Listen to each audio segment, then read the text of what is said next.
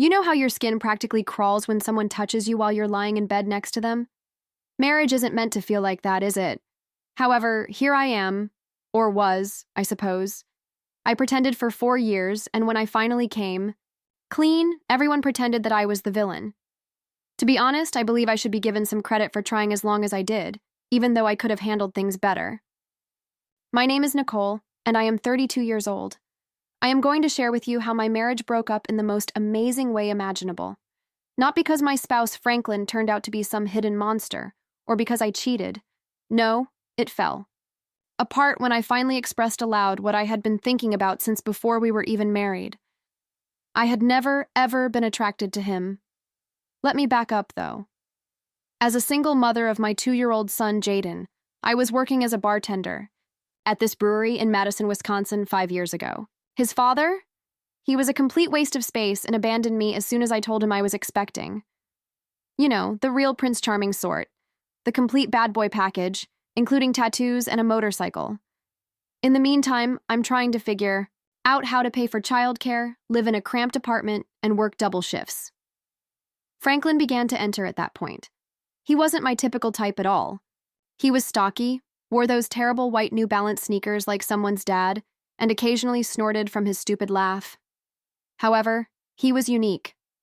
Unlike the other males who would just gaze at my chest or try to acquire my number, he would come in after work, still dressed as a construction manager, and truly listen to what I had to say. Actually, he met Jaden by chance the first time. My manager allowed me to bring my sitter to work as long as he remained in the back office when he abruptly canceled. On a calm afternoon, Franklin entered, and just as I was giving Jaden his customary beer, he wandered off. Franklin didn't act strange about it. Instead, he simply brightened up and began making absurd faces that made Jaden laugh uncontrollably. By the time his lunch break ended, they were using napkins to sketch images together. In hindsight, I think I gave him a chance at that point due to the fact that I saw him totally disregard his meal in order to make my child laugh, not because my heart was pounding or I was getting butterflies. Are you aware of how uncommon that is? When most men learn that you have a child, they usually flee. It was pleasant when we first started dating. Secure. Franklin treated Jaden like a prince, had his own home, and had an excellent career. He would bring groceries home from work, prepare supper, and never object when Jaden insisted on watching Paw Patrol for the millionth time. I knew logically that my friends were correct when they continued telling me how fortunate I was and how I had won the lottery. But every time he tried to get close to me or kiss me, there was this voice in the back of my mind, a tiny murmur, that grew louder. I would attempt to concentrate by closing my eyes on how wonderful he was with Jaden, how he'd assist me in repaying my credit cards. I never felt guilty about my past because of him. I convinced myself that physical attraction would develop gradually, and that choosing stability over butterflies was a necessary part of being a good mother. After 2 years of dating, Franklin asked her to marry him. Jaden assisted him in holding the ring while he performed it at home. On paper, Instagram, and Facebook, it was flawless. He had even trained my son to say, "Mommy, say yes." When I showed my friends the video, they started crying. My mother was so thrilled that her wild kid had finally found a decent man that she virtually held a party for herself. We spent the majority of our funds on a down payment for a larger home because the wedding was tiny. A wise and sensible decision, isn't it? Nicole was intelligent and responsible, and that was my thing. Now, no more poor choices from bartenders with father issues. I was a mother, a wife, and a member of a legitimate family. Shortly after our marriage, Franklin adopted Jaden. Everyone assumed my tears throughout the wedding were tears of joy. I was crying, really, because I felt stuck. All I could think about was how I had to pretend to be excited every time we had sex, while this man, this truly good man, was naming my son and promised to love us forever. However, I told myself that was okay. Marrying for security is a common reason, right? Franklin was also an excellent father. He taught Jaden how to ride a bike, attended all of Jaden's doctor's appointments, and never missed a bedtime story. In order to save me hours at the bar, he even took time off while Jaden was sick with the flu. If someone loved my child that much, how could I not love them too? I therefore fulfilled my role as the appreciative wife and the party girl who at last matured and made sensible decisions. I boasted about him on social media, grinned in pictures, and expressed my gratitude to all the single mothers at Jaden's school. And I believed I could do it indefinitely. Yes, I did. I believed that stability was worth the desire to wince each time he touched me. As it turns out, secrets like that have a tendency of eating away at you, and when they eventually come out, they ruin entire lives in addition to breaking hearts. But we'll talk about that later. You must first comprehend how things began to fall apart, one small fracture at a time. The changes, I suppose, began during the 3rd year of our marriage. Franklin spent less time on the construction sites and more time in the office after being promoted to senior project manager. I was initially thrilled about the income increase since it meant we could finally begin organizing the family trips he had been talking about. But Franklin, well, he started going soft, like really soft, with all these client dinners and professional stress that came with the promotion. First, his face became rounder, and then his clothes became tighter. I attempted to indicate that we might join a gym together, but he would dismiss it with a laugh and claim he was building muscle. He was growing real man breasts at that point, which made me sick to my stomach. Not simply a larger chest, but boobs that jiggled like those of a real guy when he was shirtless. I got to work creating justifications for going to bed early, or waking up late in order to escape witnessing his transformation. In the meantime, Amber, my best friend, began dating heavily while going through a difficult divorce. I would get a knot in my gut whenever she showed me photos of the men she was meeting through dating apps. They all had the same fit, fashionable, self-assured appearance as the men I dated before Franklin. I would sit there thinking about how I hadn't let Franklin touch me without the lights off for months while Amber talked about incredible first dates and passionate encounters. He was still a super parent with Jaden, but don't get me wrong. He was annoyingly perfect. Franklin would let Jaden assist with their Saturday morning pancake making routine, despite the fact that it required cleaning up flour that was all over the place. He knew the names of all Jaden's friends, never missed a t-ball game, and even offered to be Jaden's room parent at school. I would occasionally watch them together and experience a strange mixture of gratitude and resentment. Thankful that my son had such a wonderful father figure, yet bitter because it prevented me from expressing how miserable I was growing. In an effort to feel desirable again, I started going to the gym more frequently, buying new clothes, and getting my nails done on a regular basis. Franklin only requested me to monitor the budget. He never voiced any complaints about the costs. He could spend hundreds on Lego sets, for Jaden or new equipment for his never-ending home renovation projects. But I had to stick to a budget when it came to keeping myself looking nice, and that made me nuts too. It was at our summer block party that we received the true wake-up call. Franklin, whose tight polo shirt revealed every roll, was working at the grill.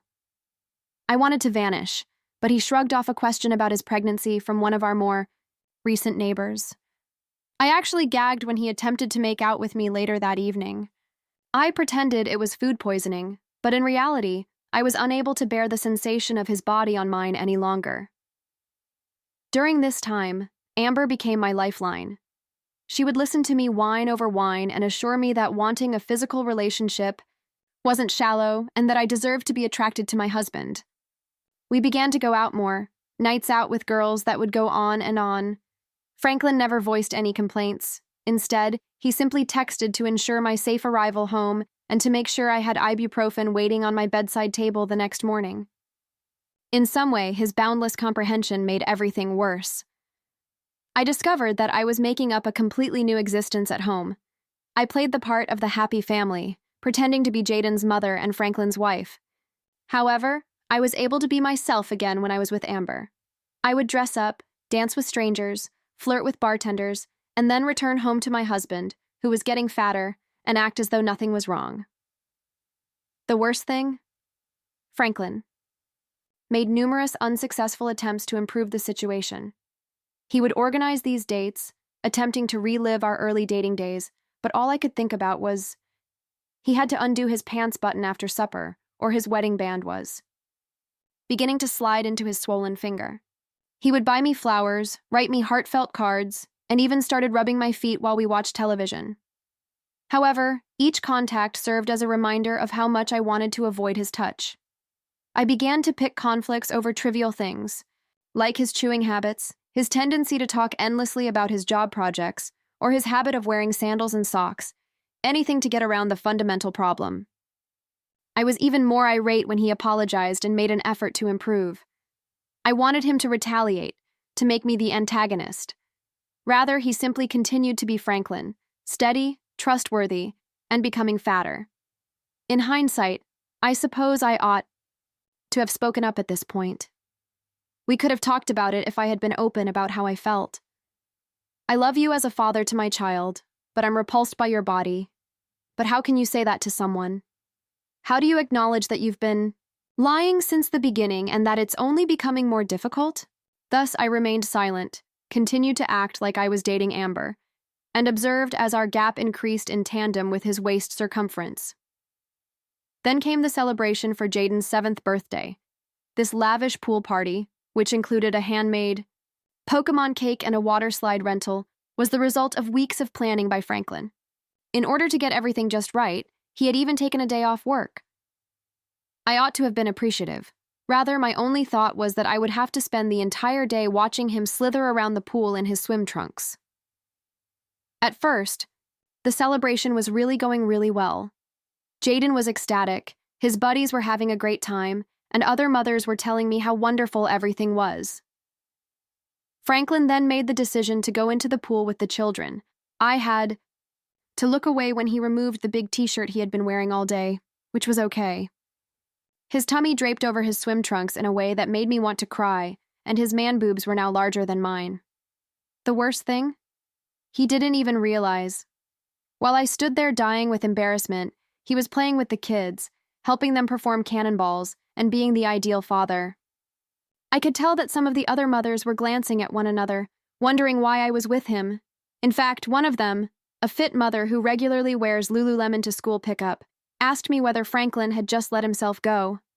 I desired to dissolve into the earth. When Jaden was in bed with his new toys after the celebration, I started drinking, like, really drinking. With pride at the success of the party, Franklin was humming to himself while tidying up in the kitchen. While Franklin did all the work, Amber came over to assist with cleanup, but in reality, we just sat on the back porch sipping the party wine. I'm not sure if it was the wine or simply years of repressed annoyance, but I began telling Amber everything. I was reflecting on how I had never found Franklin attractive, how I had only married him because he got along well with Jaden, and how I had to picture other people in order to have sex. You know, sometimes something is so twisted up that it becomes amusing. I was crying and laughing at the same time. I was unaware that one of the school moms, Sarah, had returned to retrieve her children's misplaced swim goggles. She could hear everything because she was standing right around the corner of the house. And Sarah, being the gossip that she is, simply had to inform Jenny, Franklin's sister. We attended this family cookout at Jenny's house a week later. Jenny cornered me in the backyard while Franklin was inside doing the dishes. She asked how I was doing and then abruptly said, "So I heard some interesting things about how you really feel about my brother." I should have rejected it and dismissed it as drunken platitudes. Rather, something inside of me suddenly exploded. Perhaps I needed someone else to understand how difficult it was for me, or perhaps I was sick of acting. So I stepped up. I informed her, "You know what? It's true. I married Franklin because he was stable and good with Jaden. He's an amazing father, and I thought that would be enough. But do you know how hard it is to be intimate with someone you're not attracted to? To watch them get bigger and still have to pretend everything's fine?"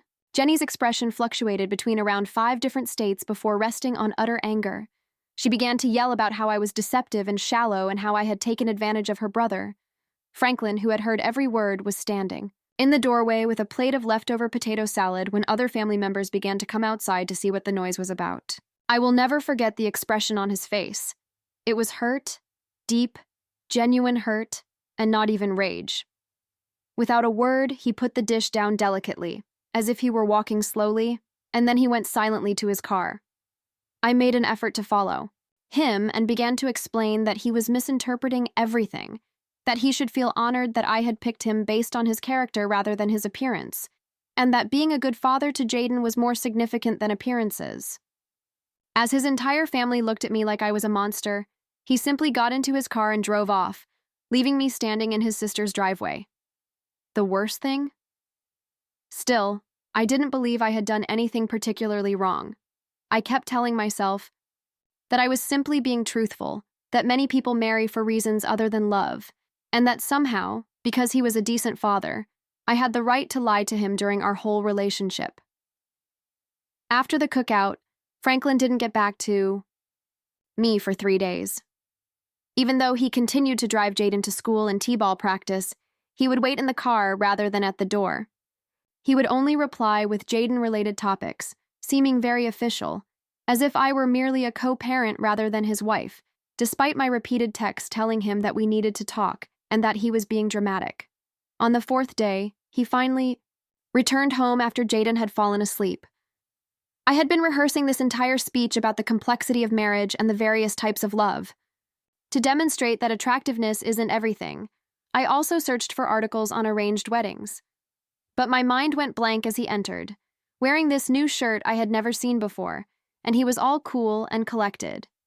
He merely stared at me while seated at our kitchen table, which he had polished himself the previous summer. I began to babble in an attempt to clarify. Franklin simply sat there with this strange, depressing smile on his face. "You have to understand," I continued. "I picked you. I picked you over better-looking guys because you're such a good father. Isn't that worth something? Isn't that better than some shallow physical attraction?" I tried to sidestep the question, but he simply kept staring at me with those patient eyes, the same look he'd give Jaden when he was waiting for him to confess to something wrong, until he asked me something that made me laugh uncontrollably. "Nicole, all those times we were intimate, were you thinking about other men?" All of a sudden, I felt enraged. For example, who was he to instill guilt in me? I played the ideal wife, gave him 4 years of my life, and allowed him to adopt my son. What if, in order to have sex, I had to fantasize about other people? You want the truth? I lost my temper. Fine, yes. Sometimes I thought about other guys. Sometimes I thought about my exes. Sometimes I just closed my eyes and tried to get it over with as quickly as possible. But I still chose you. I still came home to you every night. I still let you be Jaden's dad. Doesn't that count for anything? He didn't scream or weep. He simply nodded, as though I had finally verified what he had long suspected. His voice was so soft that I had to lean in to hear him ask, "You know what's funny?" He trailed off, and I noticed his hands shaking beneath the table for the first time. "I always wondered why you never looked at me during intimate moments. Why you always wanted the light off. I told myself it was insecurity or maybe some trauma from your past. I never thought," he said. I was trying to be a decent wife, so I virtually yelled, "Did you ever plan to tell me, or were you just going to keep pretending forever? Do you know how many women marry guys they're not attracted to? At least I picked someone kind. At least, I picked someone who'd be good for my son." "You didn't pick me," he responded, rising from his seat. I tried to convince him that he was misrepresenting me, and that he should be thankful that I was being truthful now, rather than cheating like other wives may. "You picked a lifestyle. You picked financial security. You picked a father for Jaden, but you never picked me." I even mentioned how he had let himself go and how our intimacy problems had not been resolved by his weight gain and man boobs. He just returned with a folder after walking to the guest room, where he had been resting since the cookout. With the folder slid across the table, he continued, "I need you to stay with Amber for a while." My lawyer created some initial separation documents for the table. The specifics of Jaden's timetable can be worked out later. I laughed, although my voice sounded a little insane. "Are you serious? You're throwing away our marriage just because I admitted I'm not physically attracted to you? Most guys would kill to have a wife who chose them for their character." When he said, "I'm throwing away a lie," his voice cracked slightly. He started to head upstairs but stopped as he said, "And Nicole, most guys would kill to have a wife who actually loved them. You know what the saddest part is? I keep thinking about all those times you seemed so passionate, so into it. All those moments I thought we were connecting. Were you thinking about your ex the night we made love after I adopted Jaden? Were you imagining someone else on our honeymoon?" He held up his hand as I opened my mouth to lie or say something that would make him feel less wounded. He left me alone with the separation papers and this queasy sensation in my stomach after saying, "Actually, don't answer that. I don't think I can handle any more honesty from you tonight." He then went upstairs. For the first time, I recognized that my flawless strategy might be failing, not because I felt bad. I still believed he was exaggerating. I stayed at Amber's house because I thought Franklin might change his mind in a few days. Who, after all, quits a marriage because their wife doesn't find them attractive? He was exaggerating, I kept telling myself, and he would understand what he was losing. I was the one who had turned him into a potential father, after all. It was me who had provided him with a family. Franklin, meanwhile, was engaged in a very different activity. He was subtly destroying our relationship on social media while I was sharing my truth and cryptic phrases about growth. I was notified first that he had taken me off of our joint credit cards. Then I found out that he had kept track of every significant purchase I had made over the previous 12 months, including the shopping trips, the spa days, and the girls' nights that somehow always ended up on our credit card. One morning, I was locked out of our shared banking app when I attempted to log in. The bank informed me that Franklin had already been and had split up our accounts when I called them in a rage. He even kept track of all my impulsive purchases and account transfers. Who does that? The biggest surprise was discovering him going through papers in his home office when I returned home to buy additional clothing. He was wearing a new shirt that really fit him, and he had lost weight, likely due to stress. Everywhere you looked were organizing boxes labeled with household paperwork and financial records, among other things. I tried to sound casual as I inquired, "What are you doing?" But I was secretly freaking out at how methodical he was being. "Getting organized," he murmured without raising his gaze. My lawyer advised me to maintain documents of the pool party event, saying, "By the way, I've documented every time you admitted to marrying me for stability or faking attraction, including your conversations." I erupted and began yelling that he was being spiteful and attempting to defraud me of our money by denying me access to it. An error.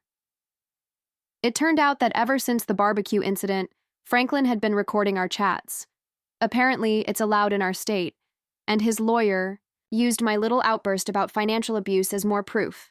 I attempted a new strategy by sharing on social media that financial abuse is still abuse and that males can't always handle honest women. I believed that my friends would support me. Rather, the entire story, including screenshots of my inebriated texts to Amber about lying in bed, was shared online by Franklin's sister. My alerts went off, but not in the way I had hoped. It turns out that people don't feel very sorry for someone who confesses to exploiting their spouse as a father figure and glorified ATM. Amber began acting strangely about it as well. She said, "Maybe you should have kept some things to yourself." One evening after I showed her the most recent email from Franklin regarding asset division. "Since everyone is aware that you spent 3 kilos at Nordstrom last month, the financial abuse argument isn't really convincing. After all, he did adopt Jaden and has been covering the majority of your expenses." The way Franklin treated Jaden was the worst. He fulfilled all of his promises, never spoke poorly of me, and even consented to let Jaden spend most of the evenings with me because I was living close by with Amber. However, Jaden began requesting more time with Franklin. He claimed to have missed their pancake ritual on the weekends and Franklin's homework assistance. He questioned me one morning why I had upset Daddy Frank. I didn't know what to say to him. I attempted to use Jaden as leverage by implying that perhaps we might resolve the conflict for his benefit. Franklin simply gave me this pitying, disappointed expression. He asked, "You know what's interesting? You keep using Jaden as a reason we should stay together, but you never once mention love or missing me, just like when we got married." When I attempted to spend the weekend with my parents without notifying Franklin, things truly went south. He recorded every email, text message, and custody agreement we had made since the split. I received a warning from his lawyer so quickly that it made my head spin. It seems that the courts take parental rights quite seriously when you marry someone, particularly so they will adopt your child and be a wonderful father. Friends of mine began to distance themselves. The same folks who formerly enjoyed all of my Living My Truth posts were suddenly posting ambiguous status updates about karma and character. As if I'd committed some terrible crime by being open about my sentiments, one of them even privately messaged me to say she couldn't believe I'd done that to someone as sincere as Franklin. Going through a divorce was a nightmare. It turns out that things get more complicated when you publicly acknowledge that you married someone because of their stability and capacity to be a good father. Your requests for spousal support are not well received by judges if you are able to provide them. I had a job, no infirmities, and a history of excessive spending that was documented, according to Franklin's attorney. Franklin didn't have to continue funding my lifestyle just because I had become accustomed to it. I was forced to return to my parents' house. How degrading is that? My car payment and the credit card debt I had accrued during our separation were barely covered by my 32-year-old bartending wage. In the meantime, Franklin's numerous home renovations helped our house sell for far more than we had paid for it. He found an apartment with a room exclusively for our son that is near Jaden's school.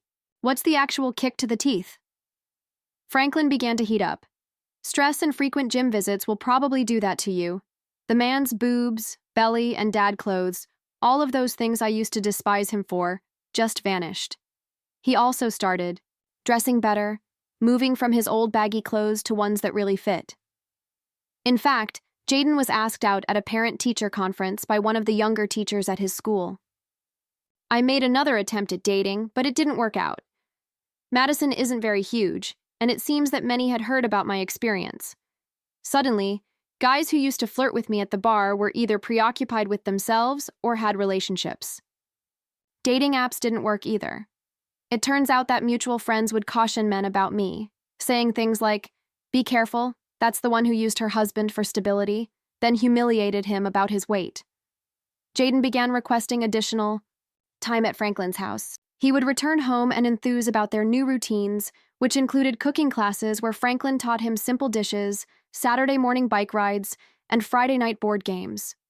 One weekend, when I picked him up, I saw that Franklin had shed even more pounds and was dressed in a blue button-down shirt that actually made him look good.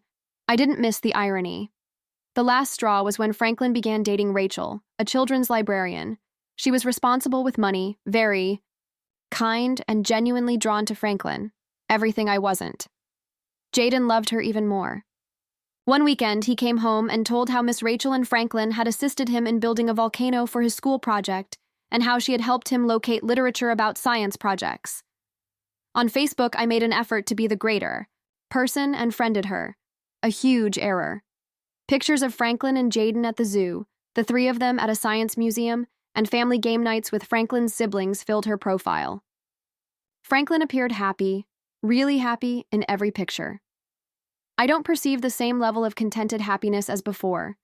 Instead of trying to cover his body, he was standing tall and grinning broadly. He was even seen flaunting his new figure in a shirtless beach shot. Amber finally told me the harsh reality. He didn't simply lose a meal ticket. Amber had begun to feel bad about her part in everything. I wanted to argue, to defend myself, but what could I say when she told me, over cheap wine in my parents' basement? You lost a good man who actually loved you and a father who adored your son. And for what? Because he gained some weight? Because he wasn't your usual type? Look at him now. He's got the body you wanted, a woman who appreciates him. And your son can't stop talking about their weekends together. Perhaps Franklin's appearance wasn't the issue. Perhaps it was your poor judgment. While Franklin was doing well, I was staying in the bedroom I had shared as a child and working double shifts to pay for needs. My son wanted to spend more time with Rachel, his bonus mom. Either my pals had drifted away or had joined Franklin's cause. Even my own parents said that I had truly ruined something nice. The worst thing? Late at night, I occasionally find myself glancing at old pictures from our early marriage, before I became preoccupied with his weight and allowed my shallow side to take over. One photo shows Franklin and Jaden laughing together while learning how to ride a bike. On the back of the seat, Franklin's arms remained steady. Even though he might not have been the most handsome person in the room and had a belly in that picture, the love in his eyes when he gazed at our baby was genuine. However, at least I was forthright about how I felt, right? Even if I lost my marriage, my way of life, the majority of my friends, and the respect of almost everyone who is aware of the story, at least I told the truth. Or whatever it was. Karma, I suppose, has a way of showing you that some things are better left unsaid, particularly if you're too naive to see what's important.